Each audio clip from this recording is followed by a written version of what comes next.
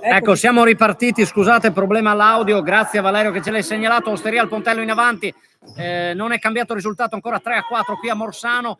Attenzione, il numero 10 Ruggeri.